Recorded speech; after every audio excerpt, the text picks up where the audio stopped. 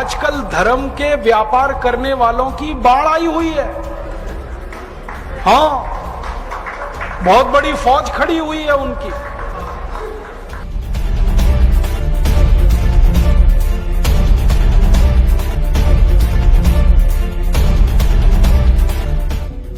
शराब का सबसे पहला फायदा, शराब आपके कॉन्फिडेंस को बढ़ाती है।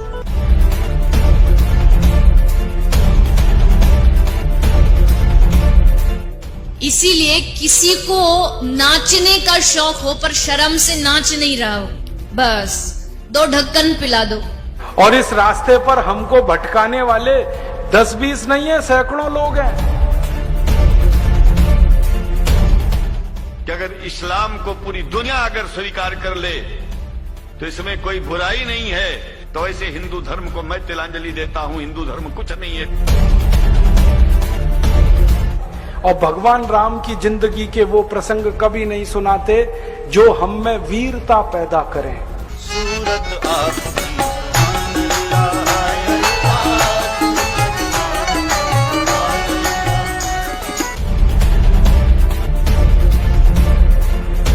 कहीं से 10 करोड़ लूटो, कहीं से 20 करोड़, कहीं से 25 करोड़।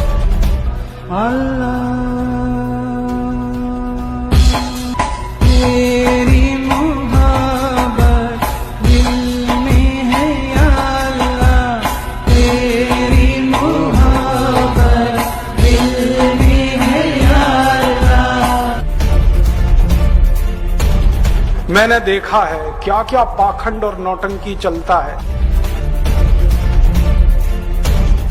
जिस समय नमाज पढ़ी जाए तो हम भी प्रयास करें कि अपनी भागवत बंद करके 5 मिनट के लिए उनके लिए हम अल्लाह को प्रणाम करें। क्या जाता है, क्या फर्क पड़ता है। एक आया राम की कथा कहेगा 10 करोड़ लेके जाएगा, दूसरा कृष्ण की कथा कहेगा वो 15 करोड़ लेके जाएगा। मुझे मैं राम कथा में संकीर्तन कराता हूँ और बीच में हरि बोल कराता अली मौला अली मौला अली मौला बुलाता हूँ और पूरी सभा अली मौला का कीर्तन करती है। तो कई धर्मगुरु मुझे भी पूछते हैं कि आप हरि बोल के साथ अली मौला को क्यों लाते हैं। मैंने कहा मैं लाता नहीं, अली मेला मुझसे बोल रहा है। ये बापू नहीं है, डाकू है। बापू नाम तो शर्म आती है कहते हुए, और माला पकड़ा देते हैं कि राम राम राम राम राधे राधे राधे राधे राम राम राम राम राधे राधे, बस यही करो देश तो ठीक हो जाएगा। और ज्यादा उनसे तर्क करो तो कहने लगे तुम क्यों व्यर्थ चिंता करते हो, तुम क्या लाए थे, क्या ले जाओगे, जो हो रहा है अच्छा हो रहा है। मैंने देखा है क्या क्या पाखंड और नौटंकी चलता है। भगवान राम की कथा कहने आते हैं और भगवान राम की जिंदगी के वो प्रसंग कभी नहीं सुनाते जो हम में वीरता पैदा करें, जो साहस पैदा करें। राम की जिंदगी में बहुत सारा हिस्सा साहस का है, वीरता का है। जब 14 वर्ष के लिए वनवास चले गए राम, तो हमको सुनाई जाती है राम की जो कथा ना, उसमें कहते हैं राम ने 14 साल एक ही काम किया, हाय सीते हे सीते, हाय सीते हे सीते, हाय सीते, ये सुनाते हैं हमको। हाँ, यही सुनाते हैं निकाल के कहानी में से। और मैं कहता हूं कि राम को अगर हाय सीते हे सीते हाय सीते यही करना था 14 साल, तो दूसरा विवाह क्यों नहीं कर लिया। सैकड़ों राजा तैयार थे अपनी राजकुमारियों को राम को देने के लिए, वो तो कर लेते दूसरा विवाह। क्योंकि हाय सीते हे सीते हाय सीते हे सीते, एक स्त्री के लिए अगर वो इतने ही बिलख रहे थे, तड़प रहे थे, दूसरा विवाह कर लेते। तो ये सब चुप हो जाते हैं, फिर बात नहीं करते। फिर मैं उनको रामायण में से निकाल के दिखाता हूं, देखो राम ने हे सीते हाय सीते कहा नहीं कहा ये मुझे नहीं मालूम, लेकिन 14 साल वन में रहते हुए सैकड़ों राक्षसों का संहार किया उन्होंने, मारा उनको और धर्म राज्य की स्थापना कराई। ये कहानी नहीं सुनाते क्योंकि इससे वीरता पैदा होती है। तो राम का जो वीरत्व है वो नहीं सुनाएंगे आपको, उनकी जो कमजोरियां हैं वो सुनाते हैं आपको। और राम कथा जब वर्णन की जाती है तो मंच पे बैठ के आहा कैसे आंसू ढलल ढलल आंसू निकलेंगे, आपको भी रुलाएंगे, खुद भी रोएंगे। किस बात के लिए? हो, राम को वन गमन में इतना कष्ट हो रहा है, वन में इतनी तकलीफें हो रही हैं, तो राम की तकलीफों का वर्णन कर रहे हैं, आंसू आ रहे हैं, और ये सारा वर्णन एयर कंडीशनड मंच पर बैठकर होता है। अपने को तकलीफ नहीं होनी चाहिए, राम की तकलीफों का वर्णन कर। एयर कंडीशन मंच चाहिए, एयर कंडीशन घर चाहिए रहने के लिए, एयर कंडीशन कार चाहिए, और चार्टर्ड प्लेन चाहिए आने और जाने के लिए, तब राम की कथा सुनाई जाएगी। जो राम जिंदगी भर पैदल चलते रहे, जिन्होंने अपना रथ भी छोड़ दिया था अयोध्या से निकलते समय, वो राम ने जिंदगी भर पैदल चल के काम किया, और यहां एयर कंडीशन कारों में घूम घूम कर, चार्टर्ड प्लेन में घूम घूम कर राम की कथा सुनाते हैं। वो कथा वथा नहीं है, वो उद्योग है, व्यापार है, बिना टैक्स का। और मुझे बहुत शर्म है ये कहते हुए, समय आने पर प्रमाण से बात करूंगा कि राम कथा कहने वाले ब्लैक मनी को व्हाइट मनी करने के काम में लगे हुए एजेंट हैं, और इससे ज्यादा कुछ नहीं। और मुझे इससे भी बड़ी शर्म आती है कहते हुए कि आप जो उनको दे रहे हैं दान के रूप में, वो पैसा ब्याज पर उठा रहे हैं वो दूसरे लोगों को, और आपके दिए हुए पैसे से धंधा बना रहे हैं अपना। फिर ऐसे कृष्ण की कथा कहने वाले आ जाते हैं, कहते राधे राधे राधे राधे राधे राधे, और कुछ कहो ही मत, राधे राधे। कंस को मारा, जरासंध को मारा, शिशुपाल को मारा, अधर्मियों को मारा, ये सब थोड़े में, राधे राधे राधे राधे बड़े में। हाँ, क्योंकि आपको कायर बनाना है ना, निर्वीर बनाना है, नपुंसक बनाना है, तो वीरता की कहानी क्यों सुनानी है?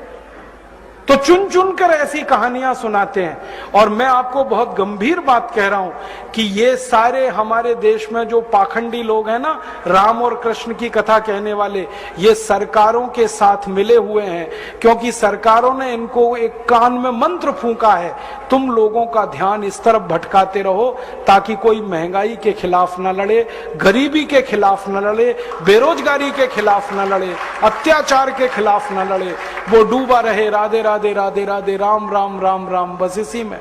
और समझाते रहो, तुम क्या लाए थे, तुम क्या ले जाओगे, क्यों व्यर्थ चिंता करते हो, जो हो रहा है अच्छा हो रहा है, आगे होगा और भी अच्छा होगा। एक रास्ता ये है। अब दो रास्ते हैं अपने सामने, एक रास्ता भगत सिंह का, ऊधम सिंह का, चंद्रशेखर का, एक रास्ता हमारे ये धर्म गुरुओं का, पाखंडियों का, जो राम की कथा, कृष्ण की कथा। मुझे बहुत ऑफर आए हैं, मैं आपको दिल का दर्द बता रहा हूं, सच में कह रहा हूं, आपसे नाम नहीं लेता। मुझे ऑफर आए कि तुम कहां बेकार भटक रहे हो, मेरे साथ आ जाओ। मैंने कहा बापूजी क्या होगा उसमें? तो कहने लगे जितना मिलता है वो डबल हो जाएगा। मैं बोल रहा कैसे? तो उन्होंने कहा तुम्हारी वाणी में बहुत जोर है, और मेरे पास लोगों की भीड़ इकट्ठा करने का, मजमा लगाने का तरीका है। मैं ऐसा डमरू बजाता हूं कि सब इकट्ठे होते हैं, और तुम्हारी वाणी में जोर बहुत है, मिलके लूटेंगे, थोड़ा तुम्हारा थोड़ा मेरा। ऐसे खुले ऑफर हैं मेरे पास। और मैं कहता हूं बापूजी माफ करो। क्यों? कहते तुम्हें पैसे नहीं चाहिए। मैंने कहा पैसे ही चाहिए होते तो बहुत रास्ते हैं मेरे पास, यही एक बचा है। पैसे ही कमाने हैं तो बहुत रास्ते हैं, ये एक रास्ता थोड़ी है। बहुत तरीके हैं, पैसे कमा लूं, घर बना लूं, बीवी बच्चे ले आऊं, करोड़पति हो जाऊं, 10 करोड़पति हो जाऊं, 100 करोड़पति हो जाऊं। बहुत आसान काम है ये तो। थोड़ी चालाकी हो तो सैकड़ों करोड़ बनाना बिल्कुल मुश्किल नहीं है इस देश में। फिर अंत में तो वही होगा ना, सैकड़ों करोड़ हो गए, एक दिन डायबिटीज होगी, एक दिन अर्थराइटिस होगा, एक दिन हार्ट अटैक आएगा, मैं मरने ही वाला हूं। तो मरना तो है ही, वहां भी शायद जल्दी मरूं, क्योंकि जब शरीर में तामस वृत्ति आती है ना तो जल्दी मरता है आदमी।